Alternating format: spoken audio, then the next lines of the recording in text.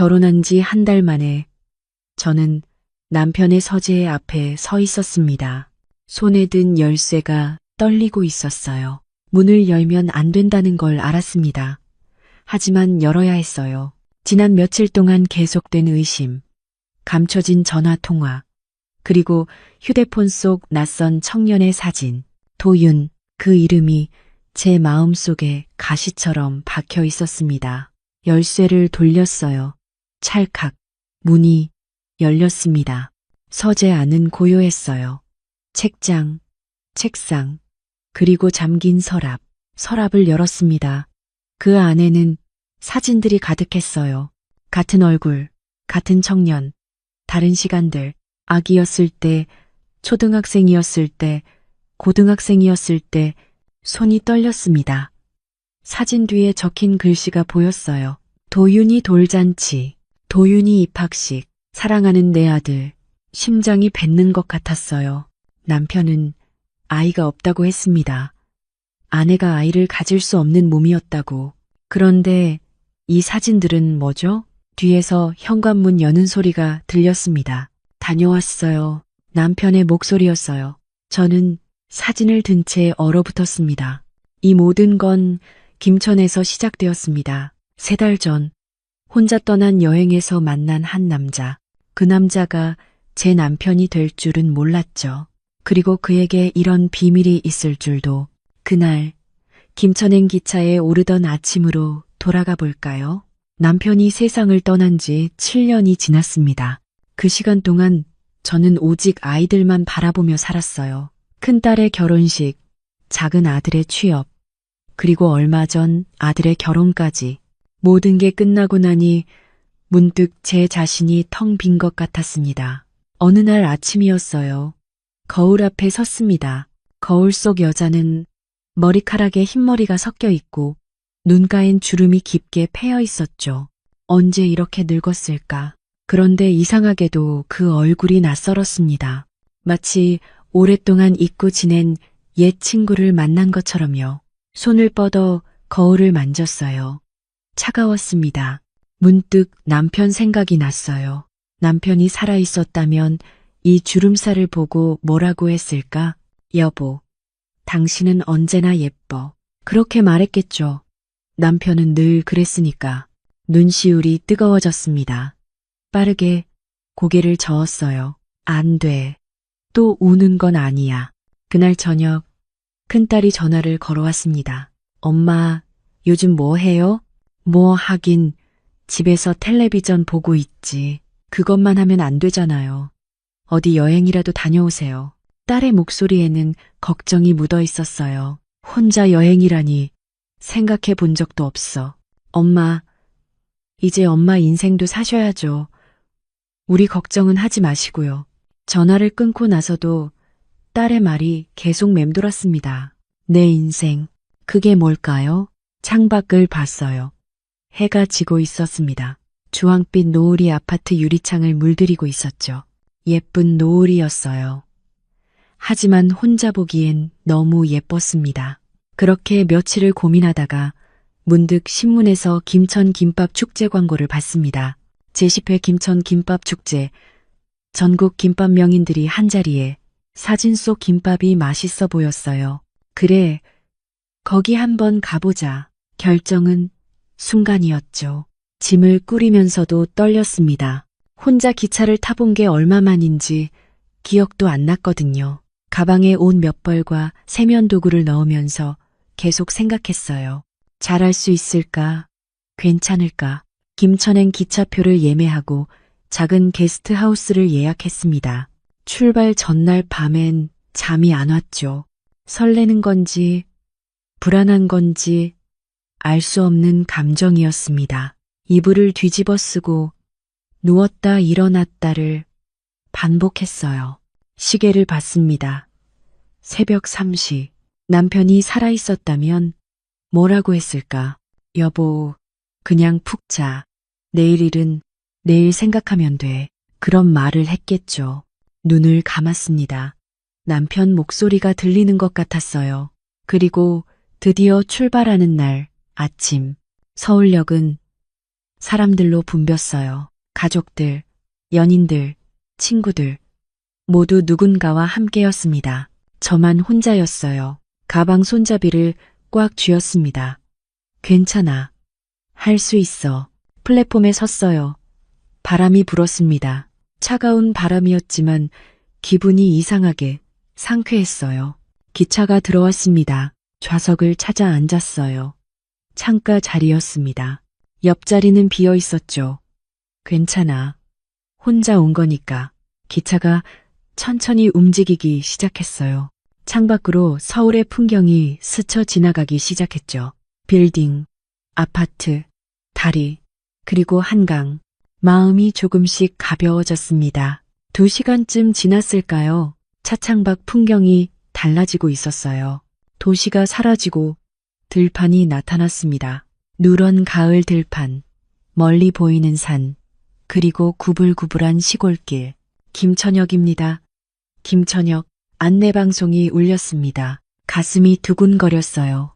일어서서 가방을 챙기고 문 앞에 섰죠. 문이 열렸습니다. 발을 내디뎠을 때 낯선 도시의 공기가 폐 속으로 들어왔습니다. 조금 차갑고 조금 낯설고 하지만 새로웠어요. 역 광장은 축제 분위기로 가득했습니다. 곳곳에 김밥 부스가 설치되어 있고 사람들은 줄을 서서 기다리고 있었죠. 김밥 만드는 시연도 하고 있었어요. 혼자 천천히 걸었습니다.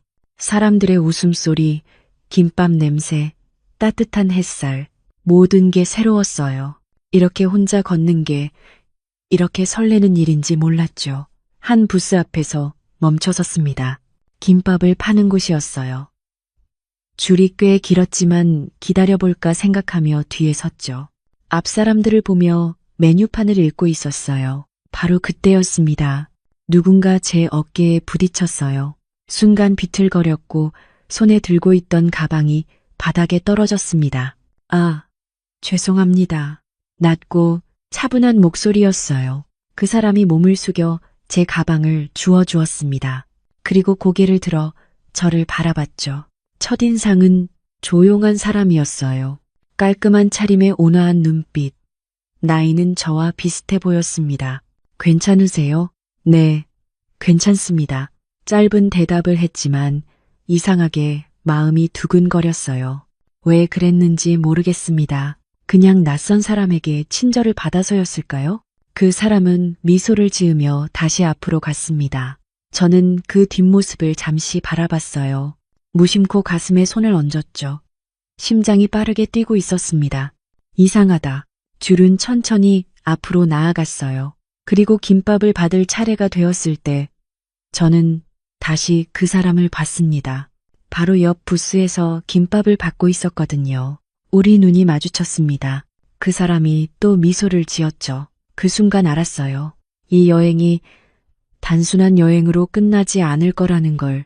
김밥을 받아들고 광장 벤치에 앉았습니다. 한 입 베어 물었어요. 단무지의 아삭한 소리, 참기름 향, 그리고 따뜻한 밥의 온기. 참 오랜만에 느껴보는 평온함이었죠. 혼자 오셨어요? 옆에서 목소리가 들렸습니다. 고개를 돌렸어요. 아까 그 남자였습니다. 제 옆 벤치에 앉아 김밥을 먹고 있었죠. 네, 그냥 혼자 여행 나왔어요. 저도요, 혼자가 편할 때가 있죠. 그렇게 우리는 자연스럽게 대화를 시작했습니다. 저는 서진우라고 합니다. 김천에서 개인 변호사 사무소를 운영하고 있어요. 저는 김선이에요. 서울에서 왔고요. 진우 씨는 부드럽게 웃었어요. 웃는 모습이 참 편안해 보였습니다. 날카로운 구석 하나 없이 둥글둥글한 인상이었죠. 김밥 축제는 처음이세요? 네, 신문에서 보고 왔어요. 김밥이 좋아서요. 저도 매년 오는 편인데 올해가 제일 사람이 많네요. 그 말에 주위를 둘러봤습니다. 정말 곳곳에 사람들이 가득했어요. 가족들, 연인들, 친구들, 모두 행복해 보이는 얼굴들이었죠. 문득 외로움이 밀려왔습니다. 나만 혼자구나. 선희 씨, 김밥 어때요? 진우 씨가 물었습니다. 맛있어요. 정성이 느껴져요. 그렇죠. 김밥은 단순한 음식이 아니라 정성이에요.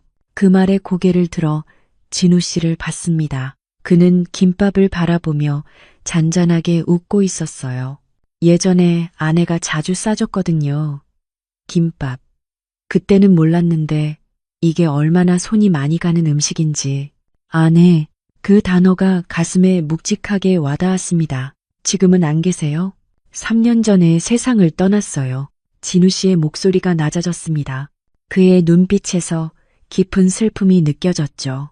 저도 남편을 7년 전에 잃었어요. 그 말을 하자 진우 씨가 저를 바라봤습니다. 우리는 잠시 말없이 서로를 바라봤어요. 같은 아픔을 가진 사람들만이 나눌 수 있는 침묵이었습니다. 힘드셨겠어요. 진우 씨도요. 그렇게 우리는 김밥을 먹으며 계속 이야기를 나눴습니다. 아이들 얘기, 일상 얘기, 소소한 취미 얘기. 신기하게도 말이 잘 통했어요. 오랜 친구처럼 편안했죠. 저기 김밥 만들기 체험하는 곳이 있는데 가보실래요? 진우 씨가 제안했습니다. 좋아요. 우리는 함께 체험 부스로 갔습니다. 긴 앞치마를 두르고 김을 받았죠. 진행자가 설명을 시작했어요. 먼저 김 위에 밥을 고르게 펴주시고요. 손이 서툴렀습니다. 밥이 자꾸 한쪽으로 몰렸어요. 이렇게 하시면 돼요. 진우 씨가 옆에서 시범을 보여줬습니다. 그의 손놀림은 능숙했어요. 자주 해보셨나 봐요. 아내가 살아있을 때 가끔 같이 만들곤 했어요. 그렇게 말하는 진우 씨의 얼굴에 그리움이 스쳤습니다. 속재료를 올리고 말기 시작했어요.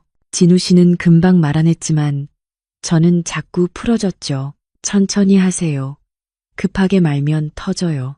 진우 씨가 웃으며 말했습니다. 그 웃음소리가 참 따뜻했어요. 드디어 김밥이 완성됐습니다. 모양은 들쭉날쭉했지만 제 손으로 만든 김밥이라 뿌듯했죠. 예쁘게 나왔네요. 거짓말이에요. 이거 완전 삐뚤어졌어요.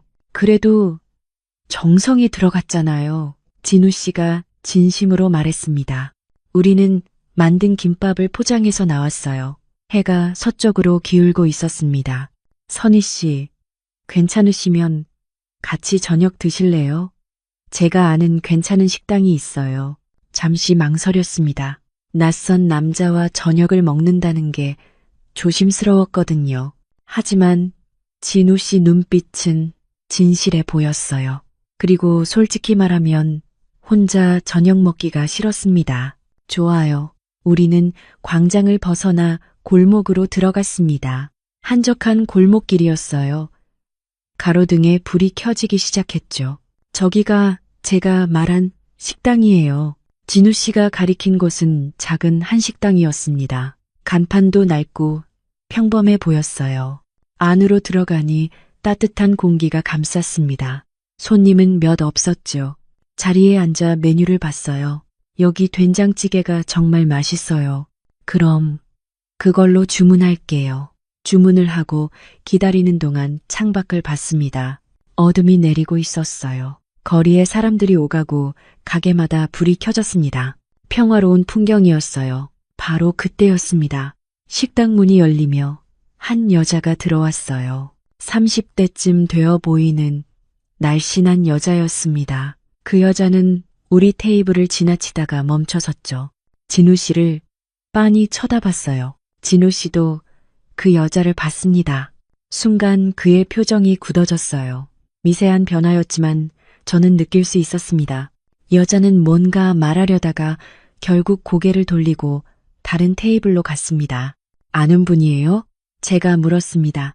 진우 씨는 잠깐 머뭇거리더니 웃으며 말했죠. 닮은 사람인 줄 알았어요. 하지만 그 웃음이 자연스럽지 않았습니다.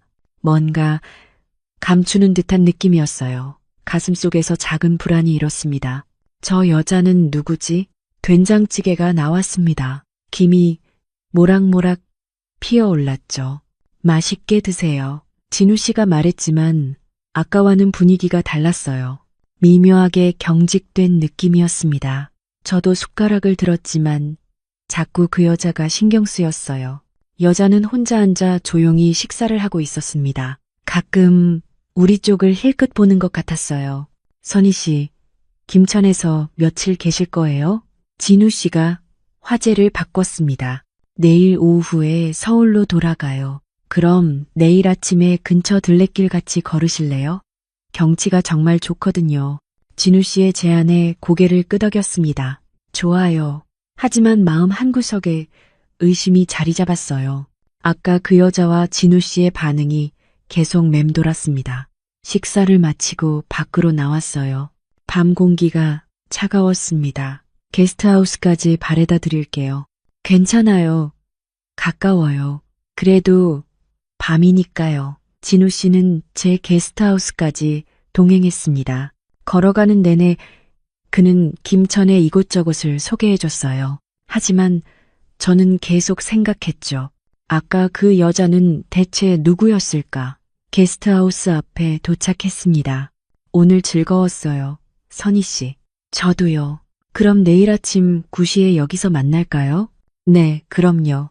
진우 씨는 웃으며 손을 흔들고 떠났습니다. 방으로 들어와 침대에 누웠어요. 창밖으로 달이 보였습니다.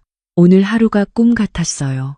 낯선 도시에서 낯선 남자를 만나 대화를 나누고 저녁까지 함께 먹었죠.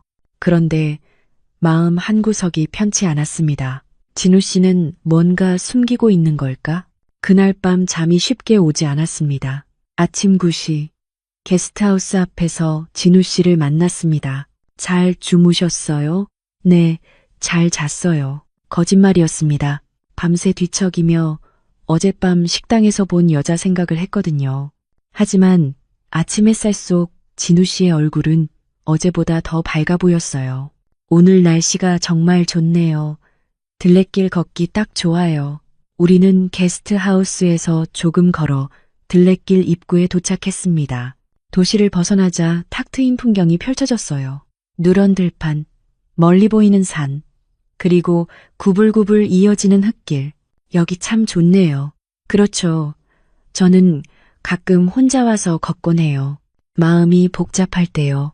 우리는 나란히 걷기 시작했습니다. 바람이 불었어요. 늦가을 바람이었지만 따뜻했습니다. 들풀 향이 바람에 섞여 코끝을 스쳤죠. 그 향기가 참 좋았어요. 흙냄새와 풀냄새, 그리고 햇살의 냄새까지. 진우 씨가 말했습니다. 선희 씨, 아이들은 몇이에요? 둘이요. 딸 하나, 아들 하나. 둘 다 결혼했어요. 그럼 이제 홀가분하시겠네요. 홀가분하긴요. 그냥 허전하죠. 진우 씨가 고개를 끄덕였습니다. 저도 알아요. 그 기분. 아이들이 떠나고 나면 집이 너무 조용해지잖아요. 진우 씨도 자녀 있으세요? 잠시 침묵이 흘렀습니다.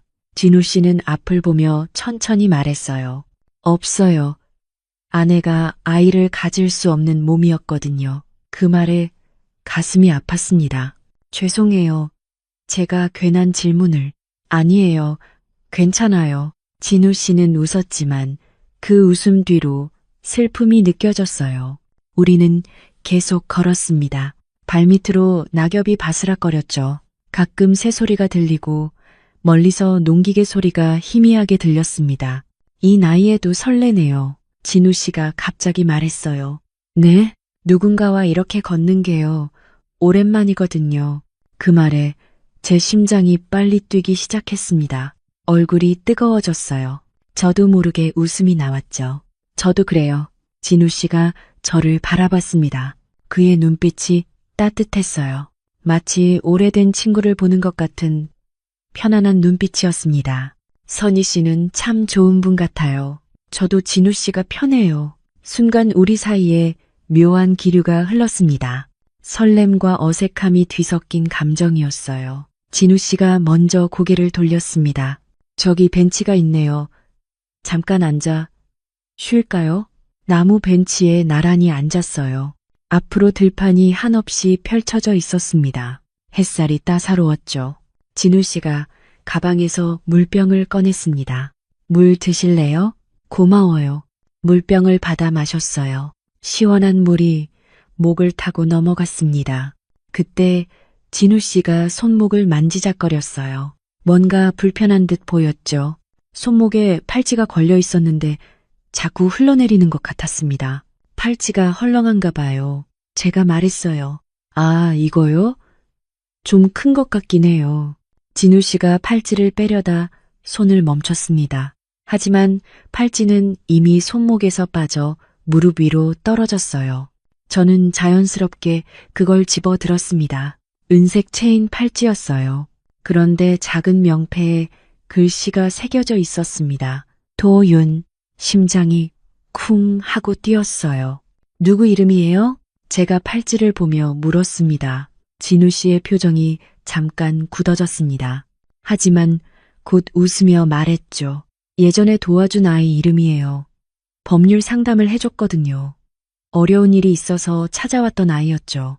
그 아이가 고마워하며 선물로 준 거예요. 그렇게 말하는 진우 씨의 목소리는 평온했습니다. 하지만 뭔가 석연치 않았어요. 도윤, 그 이름이 이상하게 낯익었습니다. 어디서 들어본 것 같은데 기억이 나지 않았죠. 팔찌를 돌려주며 물었어요. 소중한 거네요. 계속 차고 다니시네요. 뭐, 기념품 같은 거죠. 진우 씨는 태연하게 팔찌를 다시 찼습니다. 하지만 제 눈에는 그의 손이 미세하게 떨리는 게 보였어요. 뭔가 숨기고 있어. 직감이 그렇게 말했습니다. 다시 걷기 시작했어요. 하지만 아까와는 분위기가 달랐습니다. 진우 씨는 평소처럼 이런저런 얘기를 했지만 저는 계속 그 팔찌 생각만 했죠. 선희 씨, 괜찮으세요? 표정이 안 좋아 보여요. 아니요, 괜찮아요. 그냥 조금 피곤한 것 같아요. 그럼 이제 돌아갈까요? 네, 그럴까요? 우리는 발걸음을 돌렸습니다. 오던 길을 되돌아갔죠. 진우 씨는 계속 말을 걸었지만 저는 제대로 대답을 못했어요. 머릿속이 복잡했거든요. 게스트하우스 앞에 도착했습니다. 오늘 정말 즐거웠어요, 선희 씨. 저도요. 서울 가시면 연락 주실 수 있어요? 진우 씨가 조심스럽게 물었습니다. 잠시 망설였어요. 이 사람과 계속 연락을 해도 되는 걸까? 뭔가 불안했지만 동시에 끌렸습니다. 네, 연락할게요. 진우 씨의 얼굴이 환해졌어요. 감사해요. 안전하게 들어가세요. 우리는 인사를 나누고 헤어졌습니다. 방으로 돌아와 짐을 쌌어요. 서울로 돌아갈 시간이었죠.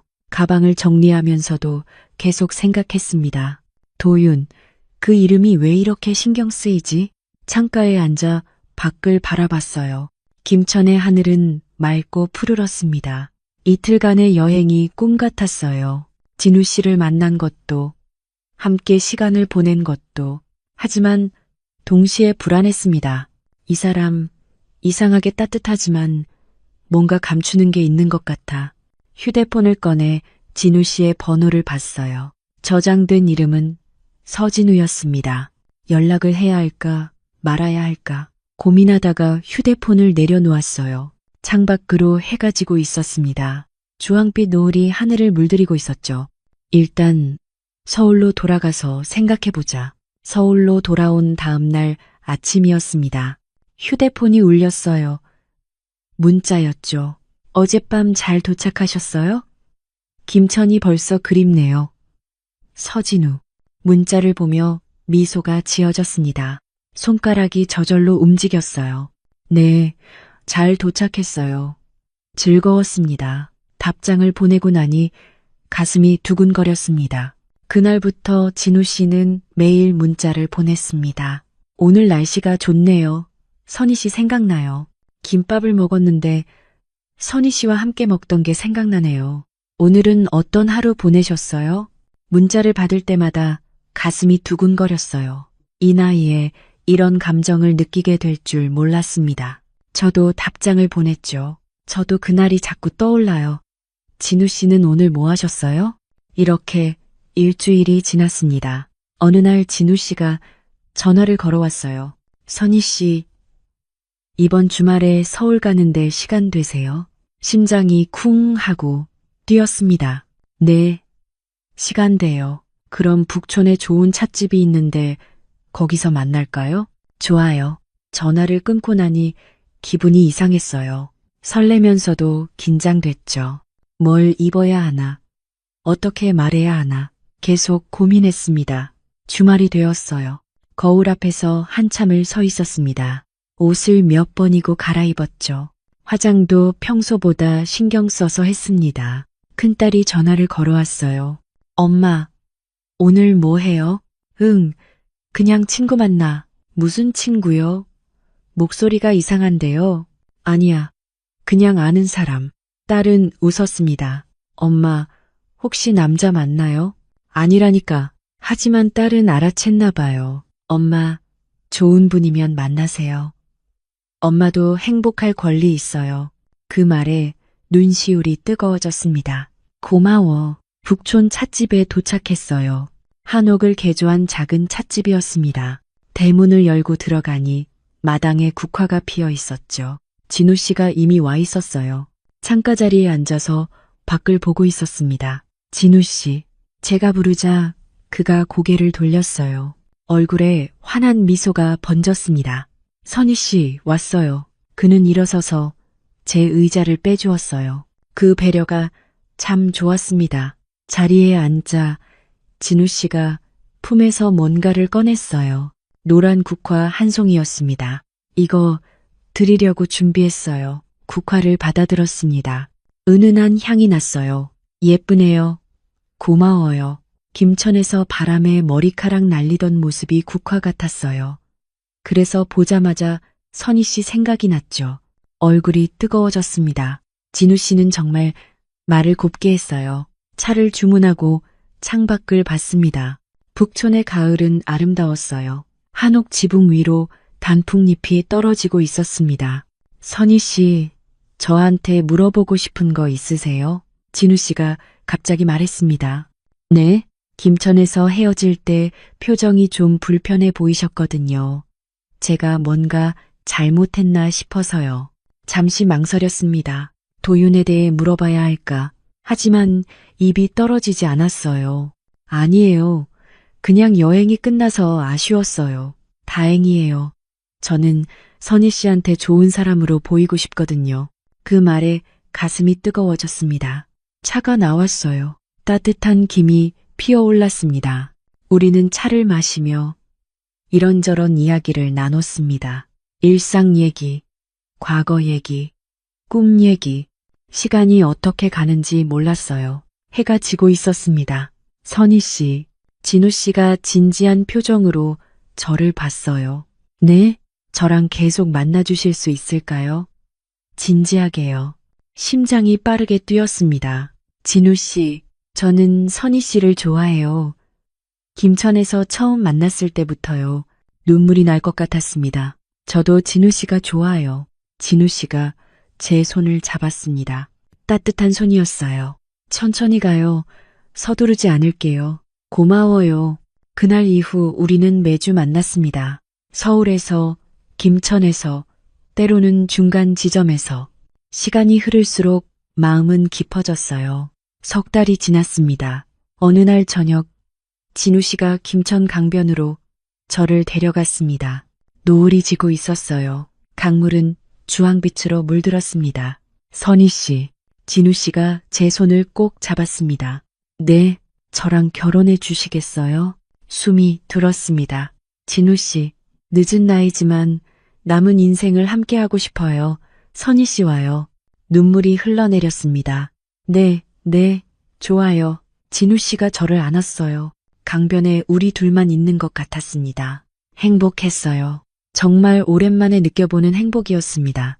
한 달 후, 우리는 작은 예식장에서 결혼식을 올렸습니다. 화려하지 않았어요.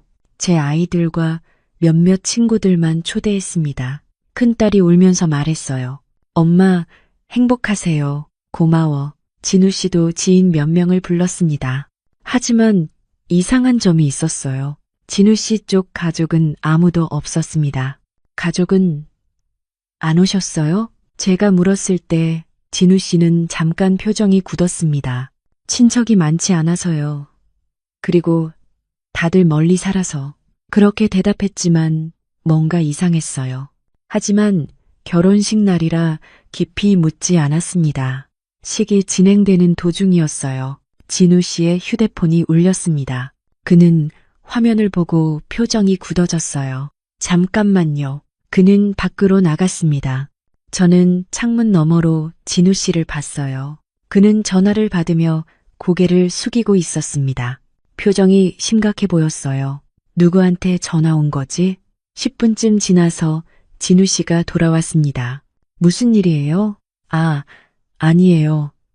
사무실 일이었어요. 또 거짓말 같았습니다. 하지만 결혼식 날이라 더 묻지 않았어요. 식이 끝나고 우리는 김천에 있는 진우 씨 집으로 갔습니다. 2층짜리 작은 집이었어요. 여기서 살 거예요? 네. 괜찮으세요? 물론이죠. 집은 깔끔했습니다. 하지만 어딘가 쓸쓸해 보였어요. 3년 동안 혼자 살았던 흔적이 느껴졌습니다. 그날 밤 우리는 부부가 되었습니다. 행복했어요. 하지만 마음 한구석에 작은 불안이 있었습니다. 결혼식 날 받았던 그 전화. 진우 씨는 누구와 통화했던 걸까? 결혼한 지 일주일이 지났습니다. 서울에 있던 제 짐을 김천으로 옮겼어요. 진우 씨는 매일 출근했고 저는 집을 정리했습니다. 평범한 일상이었어요. 하지만 이상한 일들이 하나둘 생기기 시작했습니다. 밤 11시 진우 씨가 또 전화를 받았어요. 잠깐만. 그는 침실을 나가 거실로 갔습니다. 목소리가 낮아졌어요. 들리지 않게. 이번이 이번 주에 3번째였습니다. 다음 날 아침 진우 씨 휴대폰이 식탁 위에 놓여 있었어요. 진우 씨는 화장실에 있었습니다. 휴대폰 화면이 켜졌어요. 문자 알림이었습니다. 아빠, 언제 시간 돼요? 보고 싶어요. 도윤. 심장이 얼어붙었습니다. 도윤? 아빠? 손이 떨렸어요. 화장실 문이 열리는 소리가 들렸습니다. 황급히 고개를 돌렸어요. 진우 씨가 나왔습니다. 아침 다 됐어요? 네, 거의요. 평온한 척 했지만 머릿속은 혼란스러웠습니다. 도윤이 진우 씨를 아빠라고 불렀어요. 하지만 진우 씨는 아이가 없다고 했습니다. 대체 뭐지? 며칠 후였습니다. 진우 씨가 출근하고 나서 집을 청소하고 있었어요. 2층에 있는 작은 방이 하나 있었습니다. 진우 씨의 서재였어요. 그 방은 제 작업실이에요.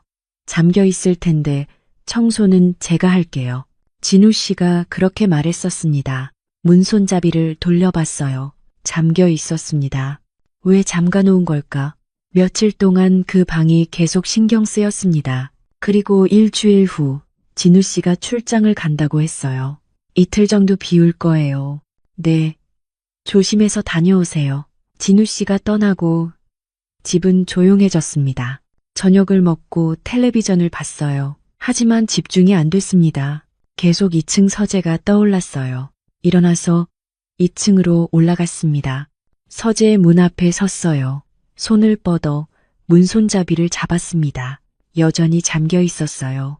돌아서려는데 문득 현관 신발장이 떠올랐습니다. 진우 씨가 가끔 그곳에 열쇠를 두는 걸 봤거든요. 내려가서 신발장을 열었어요. 작은 열쇠가 있었습니다. 손이 떨렸어요. 이러면 안 돼. 이건 남편을 믿지 못하는 거야. 하지만 손은 이미 열쇠를 쥐고 있었습니다. 다시 2층으로 올라갔어요. 서재 문 앞에 섰습니다. 심장이 빠르게 뛰었습니다. 열쇠를 꺼냈어요. 손이 떨렸습니다. 그리고 저는 여기 서 있습니다. 결혼한 지 한 달 만에 남편의 서재 앞에 손에 든 열쇠가 떨리고 있었어요. 문을 열면 안 된다는 걸 알았습니다. 하지만 열어야 했어요. 지난 며칠 동안 계속된 의심, 감춰진 전화통화, 그리고 휴대폰 속 아빠라는 호칭, 도윤, 그 이름이 제 마음속에 가시처럼 박혀 있었습니다. 심호흡을 했어요. 열쇠를 자물쇠에 넣었습니다. 찰칵 돌렸어요. 문이 열렸습니다. 서재 안은 고요했어요. 책장, 책상, 그리고 창문으로 들어오는 달빛, 천천히 안으로 들어갔습니다. 책상 위는 깔끔하게 정리되어 있었어요.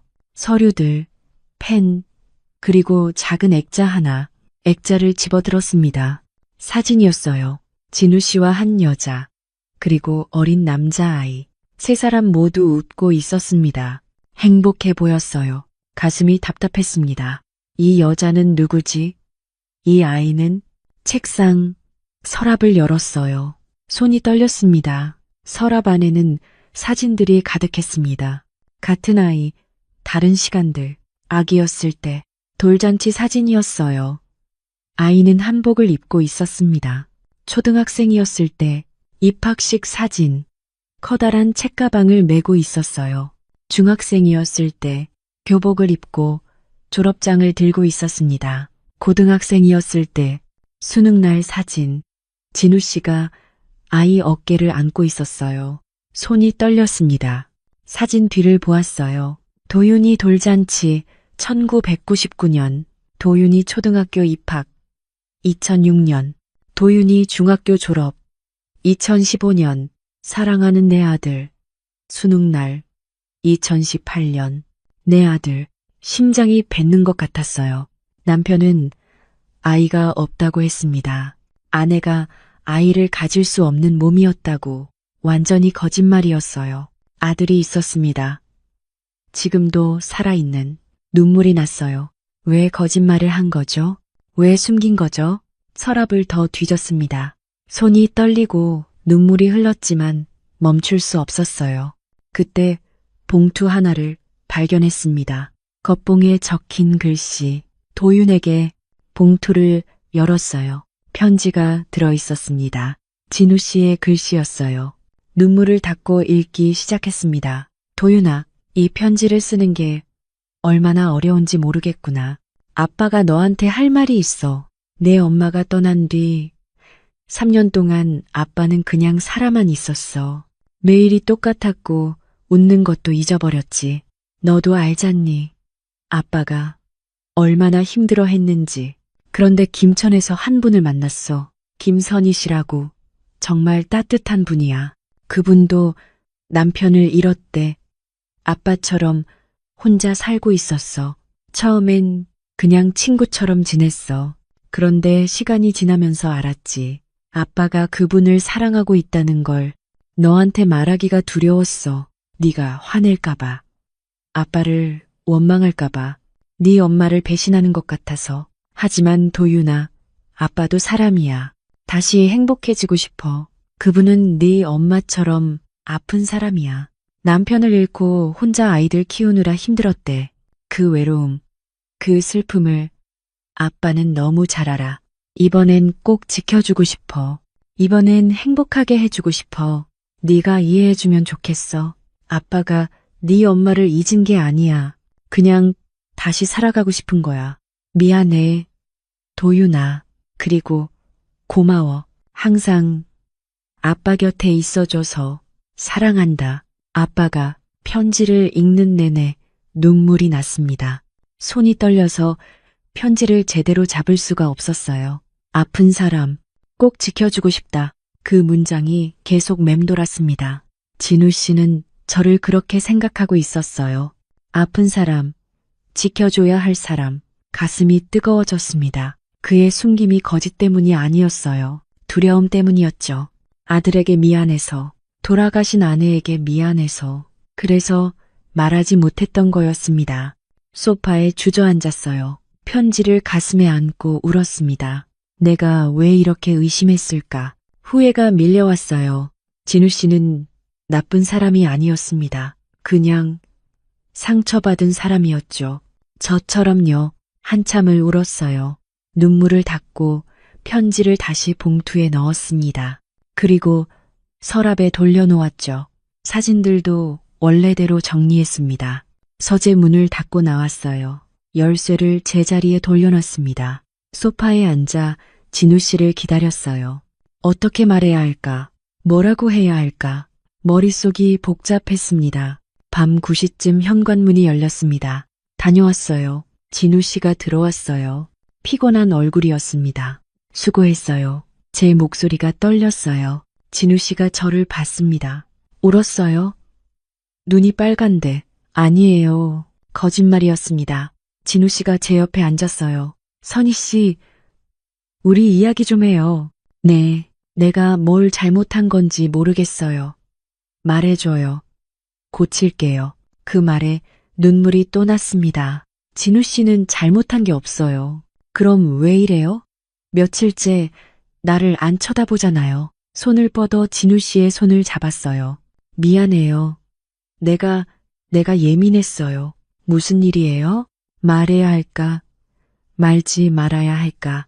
고민하다가 입을 열었습니다. 진우 씨, 숨기는 거 있죠? 진우 씨의 표정이 굳어졌어요. 뭘 말하는 거예요? 도윤이요.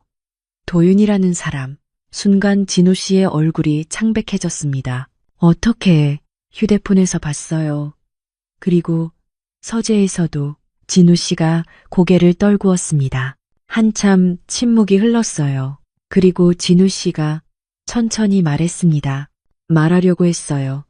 하지만 용기가 없었어요. 괜찮아요. 이제 말해줘요. 진우 씨가 저를 바라봤어요. 눈가에 눈물이 맺혀 있었습니다. 도윤이는 제 아들이에요. 그 말에 고개를 끄덕였어요. 알아요. 편지 봤어요. 편지를? 네. 진우 씨가 한숨을 쉬었습니다. 미안해요, 선희 씨. 말했어야 했는데 손을 꼭 잡았어요. 아니에요. 이해해요. 하지만 완전히 이해한 건 아니었어요. 여전히 마음 한구석이 아팠습니다. 왜 나한테 말하지 않았을까? 처음부터 말했어야 했는데 김천에서 만났을 때부터 진우 씨의 목소리가 떨렸습니다. 하지만 도윤이가 제가 다른 사람을 만나는 걸 받아들이지 못했어요. 편지에 써 있었어요. 도윤이 엄마가 돌아가신 후에 그 아이가 저한테 말했어요. 아빠가 다른 여자를 만나면 집을 떠나겠다고. 진우 씨가 눈물을 닦았습니다. 그래서 두려웠어요. 선희 씨를 만나고 싶었지만 도윤이를 잃을까봐 무서웠어요. 그래서 숨긴 거예요? 네, 비겁하게. 진우 씨가 제 손을 꼭 잡았습니다. 미안해요. 정말 미안해요. 진우 씨, 바로 그때였습니다. 진우 씨가 갑자기 가슴을 움켜쥐었어요. 진우 씨? 진우 씨? 그의 얼굴이 창백해졌습니다. 식은땀이 흘러내렸어요. 가슴이 아파. 진우 씨. 진우 씨. 진우 씨가 소파에 쓰러졌습니다. 진우 씨, 정신 차려요. 황급히 휴대폰을 꺼냈어요. 손이 떨려서 번호를 누를 수가 없었습니다. 여보세요. 119예요. 사람이 쓰러졌어요. 빨리 와주세요. 주소를 말하고 전화를 끊었습니다. 진우 씨를 안았어요. 진우 씨, 진우 씨, 눈 뜨세요. 제발. 눈물이 흘러내렸습니다. 제발 괜찮아야 해요. 얼마나 지났을까요? 사이렌 소리가 들렸습니다. 구급차가 도착했어요. 응급 요원들이 들어왔습니다. 환자분 의식이 있나요? 아니요. 쓰러지셨어요. 가슴을 아파하시다가 진우 씨를 들것에 옮겼습니다. 보호자시죠? 같이 가세요. 구급차에 올라탔어요. 진우 씨는 산소 마스크를 쓰고 있었습니다. 얼굴이 너무 창백했어요. 손을 잡았습니다. 차가웠습니다. 진우 씨, 괜찮아요. 곧 병원 도착해요. 하지만 대답이 없었습니다. 병원에 도착했어요. 응급실로 들어갔습니다. 의사들이 달려왔어요. 보호자는 밖에서 기다려주세요. 네. 복도로 나왔습니다. 다리에 힘이 풀려 주저앉았어요. 손으로 얼굴을 감쌌습니다. 제발. 괜찮길. 얼마나 지났을까요? 발소리가 들렸습니다. 고개를 들었어요. 낯선 청년이 복도를 달려오고 있었습니다. 20대 중반쯤 되어 보이는 순간 숨이 다셨습니다. 사진 속에서 봤던 바로 그 얼굴이었거든요. 도윤이었습니다. 청년이 제 앞에서 멈춰 섰어요. 혹시 김선희 씨 되시죠? 숨을 삼켰습니다. 네, 그런데요. 저는 서도윤이에요. 아버지, 아들입니다. 목소리가 떨리고 있었어요. 청년도 긴장한 것 같았습니다. 아버지가 어떻게 되신 거예요? 심장 발작으로 쓰러지셨어요. 지금 응급실에 계세요. 도윤이의 얼굴이 창백해졌습니다. 아버지, 그는 응급실 문을 바라봤어요. 우리는 함께 기다렸습니다. 어색한 침묵이었어요. 30분쯤 지났을까요? 의사가 나왔습니다. 보호자분들이시죠? 네. 우리는 동시에 대답했습니다. 환자분은 급성 심근경색이었습니다. 다행히 빨리 오셔서 응급처치를 했습니다. 그럼 괜찮으신 거예요? 지금은 안정됐습니다. 하지만 심장 질환이 있으셨나 봐요. 심장 질환이요? 처음 듣는 얘기였어요. 네. 차트를 보니 몇 년 전부터 약을 드시고 계시던데요. 진우 씨가 아프다는 걸 몰랐습니다. 한 번도 말하지 않았어요. 지금 면회 가능한가요? 네. 들어가 보세요. 하지만 너무 오래 있지는 마세요. 감사합니다. 응급실 안으로 들어갔어요. 커튼을 젖혔습니다. 진우 씨가 침대에 누워 있었어요. 여러 기계가 연결돼 있었습니다. 아버지, 도윤이가 먼저 다가갔습니다. 저는 조금 떨어져서 섰어요. 진우 씨가 천천히 눈을 떴습니다. 도윤아, 아버지, 괜찮으세요? 응, 괜찮아. 진우 씨의 시선이 저를 향했습니다. 선희 씨, 다가갔어요. 네, 여기 있어요. 손을 잡았습니다. 여전히 차가웠어요. 미안해요. 괜찮아요. 말하지 마세요. 지금은 쉬어야 해요. 진우 씨가 우리 둘을 번갈아 봤습니다. 도윤아, 선희 씨. 네. 아버지, 미안해. 둘 다한테 눈물이 났습니다. 진우 씨, 울리지 마세요. 의사가 들어왔습니다. 환자분 안정을 취해야 하니 나가주세요. 네, 복도로 나왔어요. 도윤이와 둘만 남았습니다. 어색한 침묵이 흘렀습니다. 도윤이가 먼저 말을 꺼냈어요. 죄송해요. 네? 제 때문에 아버지가 힘드셨을 거예요. 도윤이의 눈이 빨개져 있었어요. 무슨 말이에요? 아버지가 선희 씨를 만난다고 하셨을 때 저는 반대했어요. 도윤이의 목소리가 떨렸습니다. 엄마를 배신하는 것 같아서요. 엄마가 돌아가시고 3년 동안 아버지는 정말 힘들어 하셨어요. 밥도 제대로 안 드시고 맨날 멍하니 있기만 하셨죠. 그랬군요. 그래서 제가 말했어요. 아버지가 다른 여자 만나면 저는 집 나가겠다고. 가슴이 아팠습니다. 그랬더니 아버지가 만나지 않겠다고 하셨어요. 하지만 아버지는 계속 선희 씨를 만나셨어요. 제 몰래요. 그게 얼마나 힘드셨을지. 도윤이가 눈물을 닦았어요. 제가 철없었어요. 아버지도 행복할 권리가 있는데 손을 뻗어 도윤이의 어깨를 두드렸습니다. 괜찮아요. 이해해요. 정말요? 네. 엄마를 잃은 아들의 마음. 저도 알아요. 제 아들도 아버지를 잃었으니까요. 도윤이가 고개를 숙였어요. 감사합니다. 이제 우리 함께 진우 씨를 돌봐요. 셋이서요.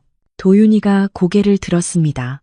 네, 네, 잘 부탁드려요. 그때 간호사가 나왔습니다. 보호자분들, 환자분이 깨어나셨어요. 다시 안으로 들어갔습니다. 진우 씨가 우리를 보며 미소 지었어요. 약한 미소였지만 따뜻했습니다. 고마워. 둘 다. 도윤이가 말했습니다. 아버지, 제가 잘못했어요. 이제 괜찮아요. 선희 씨랑 행복하세요. 진우 씨의 눈에서 눈물이 흘러내렸습니다. 도윤아. 그리고 도윤이가 가방에서 뭔가를 꺼냈습니다. 김밥 도시락이었어요. 이거 가져왔어요. 김밥? 네. 아버지가 김천 김밥 축제에서 선희 씨를 만났다고 하셨잖아요. 그래서 만들었어요. 도윤이가 도시락을 펼쳤습니다. 세 줄의 김밥이 나란히 놓여 있었어요. 세 줄이에요. 우리 셋이 같이 먹으려고요. 그 말에 눈물이 또 났습니다. 진우 씨도 웃으며 울고 있었어요. 도윤이가 김밥을 하나 집어 진우 씨에게 건넸습니다. 아버지, 드세요. 고맙다. 도윤아. 저에게도 건넸어요. 선희 씨도요. 고마워요. 셋이 함께 김밥을 먹었습니다. 병실은 소독약 냄새로 가득했지만 김밥 냄새가 그걸 덮었어요. 따뜻한 냄새였습니다. 진우 씨가 우리 둘을 번갈아 보며 말했습니다. 고맙다. 정말. 병원 복도에 퍼진 김밥 냄새는 눈물보다 따뜻했습니다. 그 냄새 속에서 우리는 비로소 가족이 되고 있었어요. 1년이 흘렀습니다. 그동안 참 많은 일이 있었어요. 진우 씨는 퇴원 후 꾸준히 약을 먹고 관리했습니다. 건강이 많이 좋아졌죠. 얼굴에 혈색도 돌아왔고 웃음도 많아졌어요. 도윤이는 회사에 취직했습니다. 어엿한 사회인이 됐어요. 주말마다 집에 들러 저녁을 함께 먹었죠. 처음엔 어색했습니다. 도윤이를 뭐라고 부를지도 몰랐어요. 도윤 씨라고 할까요? 제가 조심스럽게 물었을 때 도윤이가 웃으며 말했습니다. 그냥 도윤이라고 부르세요. 그래도 되겠어? 네. 편하게 해주세요.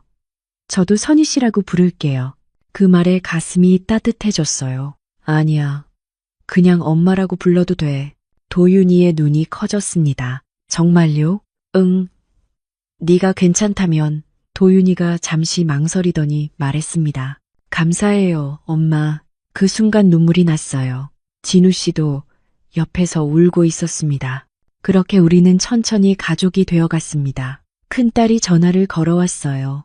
엄마, 요즘 목소리가 정말 밝아지셨어요. 그래? 네. 예전엔 항상 어딘가 쓸쓸한 느낌이었는데 지금은 완전 달라요. 딸의 말에 미소가 지어졌습니다. 행복해서 그런가 봐. 다행이에요. 진우 아저씨도 좋은 분 같고요. 고마워. 딸, 그리고 엄마, 도윤이 오빠한테 잘해주세요. 우리한테도 새로운 오빠가 생긴 거잖아요. 그 말에 코끝이 찡했습니다. 그럴게. 어느 토요일 저녁이었어요. 식탁에 셋이 둘러앉아 저녁을 먹고 있었습니다. 제가 만든 김치찌개였어요. 엄마, 이거 정말 맛있어요. 도윤이가 말했습니다. 그래? 더 먹을래? 네. 진우 씨가 웃으며 말했어요. 도윤이가 요즘 살 좀 찐 것 같은데? 아버지, 그건 아니죠. 우리는 웃었습니다. 평범한 대화, 평범한 저녁. 하지만 이런 평범함이 얼마나 소중한지 알았어요. 밥을 먹고 설거지를 하는데 진우 씨가 뒤에서 안았습니다. 선희 씨, 응, 고마워요. 우리 가족 만들어줘서. 뒤돌아봤어요. 진우 씨의 눈빛이 따뜻했습니다. 나도 고마워요. 그날 밤 침대에 누워 천장을 바라봤어요. 1년 전이 떠올랐습니다. 서재에서 사진을 발견했을 때의 충격, 병원 복도에서 도윤이를 처음 만났을 때의 긴장, 그리고 3개의 김밥을 함께 먹으며 울었던 그 순간. 모든 게 꿈 같았어요. 진우 씨가 제 손을 잡았습니다. 뭐 생각해요? 그냥 1년 전 생각. 힘들었죠? 응. 하지만 이제는 괜찮아요. 나도. 우리는 손을 꼭 잡고 잠들었습니다. 다음 주 일요일이었어요. 아침 식사를 하는데 진우 씨가 말했습니다. 다음 주말에 김천 가는 거 어때요? 김천이요? 네. 우리가 처음 만난 곳이잖아요. 1년 됐으니까 기념으로. 가슴이 두근거렸습니다. 좋아요. 도윤이도 고개를 끄덕였어요. 저도 가고 싶어요. 아버지가 맨날 김천 김밥 얘기만 하셔서 궁금했어요. 우리는 웃었습니다. 주말이 되었어요. 이른 아침 3시 함께 차를 타고 김천으로 향했습니다. 도윤이가 운전대를 잡았죠. 엄마, 김천이 어때요? 정말 좋아. 나한텐 특별한 곳이야. 아버지도 그렇게 말씀하셨어요. 인생이 바뀐 곳이라고. 진우 씨가 뒷좌석에서 웃었어요. 맞아. 정말 그래. 차창 밖으로 풍경이 스쳐 지나갔습니다. 1년 전 혼자 기차를 타고 왔던 그때가 떠올랐어요. 그때는 외로웠습니다. 혼자였죠. 하지만 지금은 달랐어요. 옆에 사랑하는 사람이 있고 앞자리엔 아들이 있었습니다.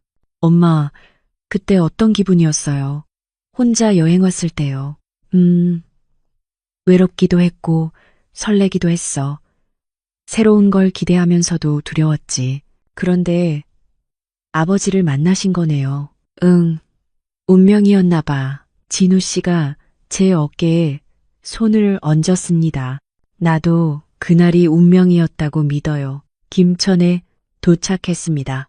역 광장은 1년 전과 똑같았어요. 사람들이 오가고 가게들이 북적였습니다. 봄 햇살이 따사로웠죠. 여기서 만났어요? 도윤이가 물었어요. 응, 저기 김밥 부스 앞에서. 진우 씨가 가리켰습니다. 아버지가 엄마한테 부딪혔죠? 그래, 내가 선희 씨 가방을 떨어뜨렸어. 로맨틱한데요? 도윤이가 웃었습니다. 우리도 따라 웃었어요. 들레길 가볼까요? 진우 씨가 제안했습니다. 좋아요. 셋이 함께 들레길로 향했어요. 봄바람이 부드럽게 불었습니다. 1년 전 늦가을과는 다른 공기였어요. 따뜻하고 생기가 넘쳤죠. 들판엔 새싹들이 돋아나고 있었습니다. 초록빛이 가득했어요.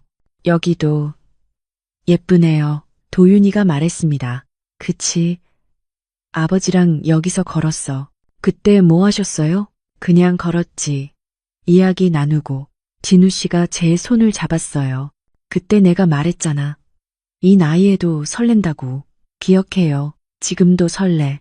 얼굴이 뜨거워졌습니다. 도윤이가 옆에 있는데도 부끄러웠어요. 도윤이가 웃으며 말했어요. 아, 저 빼고 둘이 사귀시는 거예요? 야, 이 녀석. 진우 씨가 웃으며 도윤이 머리를 쓰다듬었습니다. 벤치에 앉아 쉬었어요. 1년 전 이 벤치에 앉아 팔찌를 봤던 게 기억났습니다. 도윤이라는 이름이 새겨진 팔찌. 진우 씨 손목을 봤어요. 여전히 그 팔찌를 차고 있었습니다. 아직도 차고 있네요. 응. 소중하니까. 도윤이가 물었어요. 그거 제가 드린 거예요? 아니, 네 엄마가 줬어. 네 이름을 새겨서. 그랬구나. 도윤이의 표정이 잠시 슬퍼졌어요. 하지만 곧 웃었습니다. 엄마도 좋아하셨을 거예요. 선희 엄마를. 정말? 네. 우리 엄마는 아버지가 행복하길 바라셨거든요. 그 말에 눈시울이 뜨거워졌습니다. 고마워, 도윤아. 다시 걷기 시작했어요. 한참을 걷다 도윤이가 말했습니다. 배고픈데 김밥 먹을까요? 좋지. 어디서 먹을까? 이번엔 직접 만들지 말아요. 왜? 사 먹어요. 그게 더 맛있어요. 우리는 웃었습니다. 근처 포장마차를 찾았어요. 할머니가 운영하는 작은 가게였습니다. 김밥 3줄 주세요. 네, 금방 싸드릴게요. 할머니가 능숙하게 김밥을 말았어요. 하얀 밥 위에 속재료를 올리고 김으로 둘둘 말았습니다. 그 모습을 보니 마음이 따뜻해졌어요. 할머니, 김밥 정말 맛있게 마시네요. 호호, 40년 넘게 했으니까요. 가족들이에요? 네, 제가 대답했습니다. 할머니가 미소 지었어요. 행복해 보이네요. 좋은 가족이에요. 김밥을 받아들고 강변으로 갔습니다. 벤치에 나란히 앉았어요. 셋이 한 줄로. 진우 씨가 제 손을 꼭 잡으며 말했습니다. 늦게 핀 사랑은 오래 간대요. 누가 그래요? 사람들이.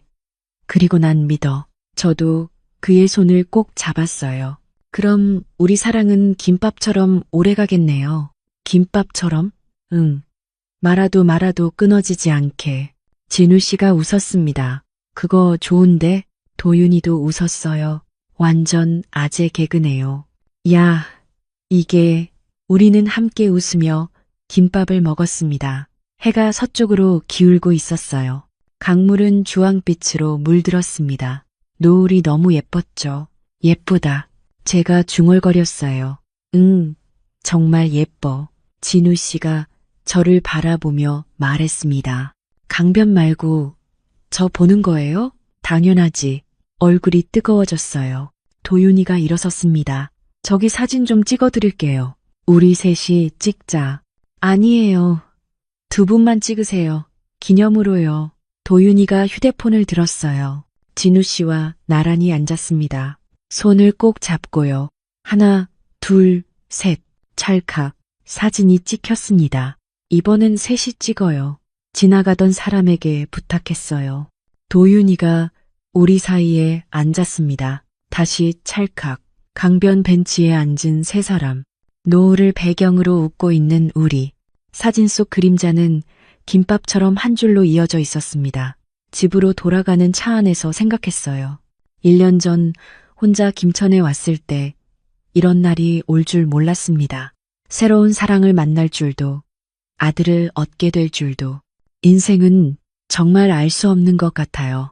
힘들 때도 있고 외로울 때도 있지만 그래도 계속 살아가다 보면 좋은 일도 생기더라고요. 진우 씨가 잠든 제 어깨에 머리를 기댔습니다. 따뜻했어요. 이 온기가 오래오래 계속되길 바랐습니다. 김밥처럼 끊어지지 않게 창밖으로 별이 빛나고 있었습니다.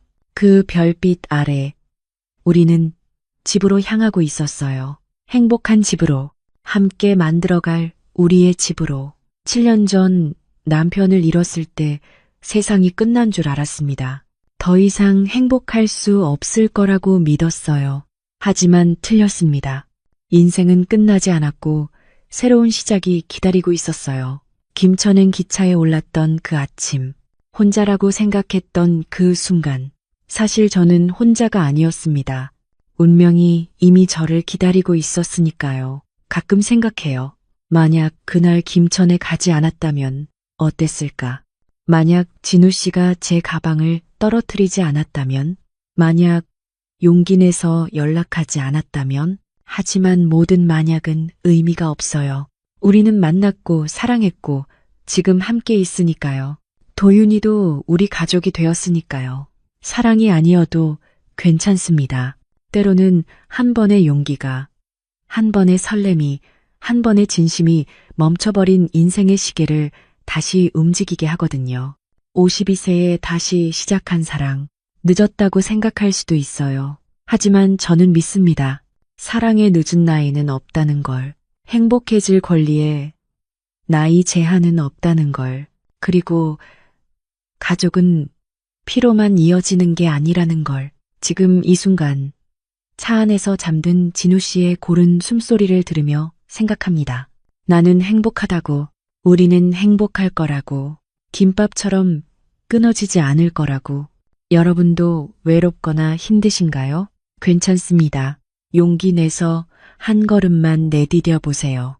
김천이 아니어도 좋아요. 어디든 낯선 곳으로 가보세요. 그곳에서 여러분의 새로운 시작이 기다리고 있을지도 모르니까요.